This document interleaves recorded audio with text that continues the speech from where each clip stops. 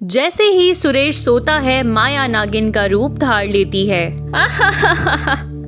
अब मैं इस दुष्ट सुरेश को मारकर अपना बदला लूंगी और फिर मेरे माता पिता की रूह को मुक्ति मिलेगी। अंजलि, बस अब बहुत हो गया। मैं तुम्हारी सारी इच्छाएं पूरी करता करता अब तंग आ गया हूँ। सुबह मैं ऑफिस जाता हूँ, शाम को थक हार कर घर आता हूँ। अब बस बहुत हुआ अंजलि, अब तुम दफा हो जाओ।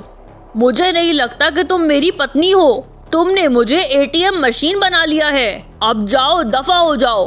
और फिर सुरेश की गर्भवती बीवी अंजलि अपने कमरे में आकर बहुत ज्यादा रोने लगती है। पता नहीं सुरेश को क्या हो गया, पहले तो ऐसा कुछ नहीं था। अब तो मैं जो भी बात करती हूँ सुरेश मुझसे लड़ने लगता है।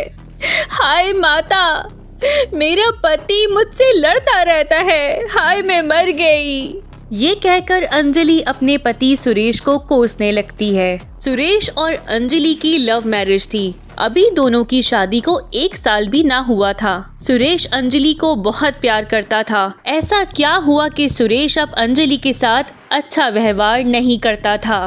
सुरेश के ऑफिस में एक सुंदर, प्यारी और मनमोहक लड़की जिसका नाम माया था 2 दिन पहले ही काम करने आई थी। वो अपने बॉस सुरेश को देखकर इस पर फिदा हो गई थी और मन ही मन सुरेश को पाने की इच्छा करने लगी। हाँ जी, तो आप ऑफिस में नई आई हैं। ऑफिस के तमाम नियमों का पालन कीजिए, इससे आप बहुत जल्द एक कामयाब एम्प्लॉय बन जाएंगी। माया अपने बॉस सुरेश की बात सुनकर हाँ में सर हिलाती है और अपनी कुर्सी से उठकर अपने बॉस के पास चली जाती है और अपनी जादुई आंखों से सुरेश को देखने लगती है। सुरेश को जैसे कुछ होश आ जाता है। वो अपनी जबान से तो कुछ नहीं कहना चाह रहा था, मगर जैसे खुद को बेबस सा महसूस कर रहा था और सुरेश माया को इतने करीब से देखकर इसकी सुंदरता का दीवाना हो जाता है। जी बॉस, आप बेफिक्र हो जाएं। मैं आपके ऑफिस के तमाम नियमों का पालन करूंगी। ये कहकर माया वहाँ से अपने ऑफिस में चली जाती है। दूसरी ओर माया के जाने के बाद सुरेश अजीब सी बेचैनी महसूस करने लगा और फिर बहुत जल्द सुरेश और माया दोनों एक दूसरे के बहुत करीब आ गए। सुरेश, जो कि अपनी पत्नी अंजलि से बहुत प्यार करता था, अब अंजलि से दूर होने लगा। अरे यार सुरेश, एक बात तो बताओ, तुम मुझसे कितना प्यार करते हो? अरे यार माया, तुम मेरी जिंदगी हो। तुम जो कहोगी मैं वही करूँगा। तुम्हारे लिए तो मैं कुछ भी कर सकता हूँ। अरे वाह मेरे यार, क्या बात है। चलो फिर तुम अपनी पत्नी अंजलि को छोड़ दो, अगर तुम मुझे पाना चाहते हो तो। सुरेश ये सुन के पहले तो थोड़ा डर सा जाता है। सुरेश, जो माया की मोहब्बत के जाल में मुकम्मल बेबस हो गया था, कहने लगा, अरे माया, अंजलि क्या, मैं तो तुम्हें पाने के लिए पूरी दुनिया छोड़ सकता हूँ। और फिर सुरेश घर आता है। अरे आ गए आप, ये लो पानी पी लो। मगर सुरेश पानी का गिलास फेंक कर मारता है और अपनी गर्भवती पत्नी अंजलि को जोर से एक थप्पड़ मारता है। अरे सरताज, क्या हुआ? आप क्यों मार रहे हैं मुझे? दफा हो जाओ मेरे घर से, मुझे अब तुम्हारी जरूरत नहीं, निकल जाओ मेरे घर से। अरे सरताज, कुछ बताएं भी तो, क्या हुआ? मैं कहाँ जाऊंगी ऐसी हालत में? तुम्हें तो पता है कि मैं गर्भवती हूँ।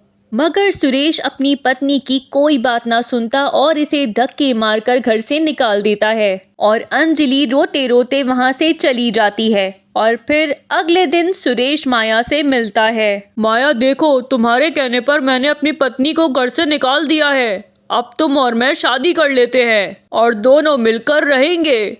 ठीक है सुरेश, हम बहुत जल्द शादी के बंधन में बन जाएंगे। सुरेश के जाने के बाद माया जंगल की ओर जाती है और फिर माया माजी में कहीं खो जाती है और माया कहने लगती है, सुरेश, मैं तुमसे अपना बदला लेकर रहूंगी। तुमने मेरे माता पिता को मारा था ना?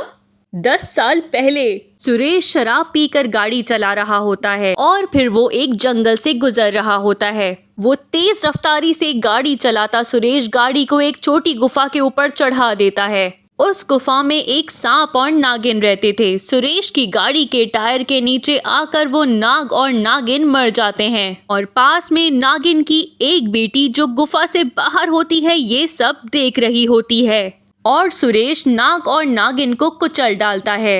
वो छोटी नागिन अपने मरे हुए माता पिता नाग नागिन के पास आती है और इनको वचन देती है, मैं बड़ी होकर आपका बदला जरूर लूंगी। और माया वही इच्छाधारी नागिन की बेटी थी जो अब बड़ी हो गई थी। ये सब सुरेश से बदला लेने के लिए कर रही थी और फिर माया जंगल से चली जाती है। अगले दिन सुबह माया और सुरेश शादी कर लेते हैं और फिर रात को सुरेश जब माया के पास आता है तो माया इसको दूध देती है, जिसे पीकर सुरेश गिर जाता है और फिर माया नागिन का रूप धार लेती है और सुरेश की गर्दन पर चढ़कर बैठ जाती है और सुरेश आहिस्ता आहिस्ता होश में आने लगता है और अपने पास नागिन देखकर जोर जोर से चिल्लाने लगता है, अरे सुरेश जी, मैं ही माया हूँ और अब मैं नागिन के रूप में हूँ। याद करो, आज से 10 साल पहले तुमने जंगल में गाड़ी चलाते हुए मेरे माता पिता को मारा था। माया देखो, मुझे छोड़ दो, मुझसे गलती हो गई थी, मुझे माफ कर दो। सुरेश भतेरा माफी मांगता है, मगर माया जो अब नागिन बनी हुई थी सुरेश को डंग मारती है और सुरेश को मारकर अपना बदला ले लेती है।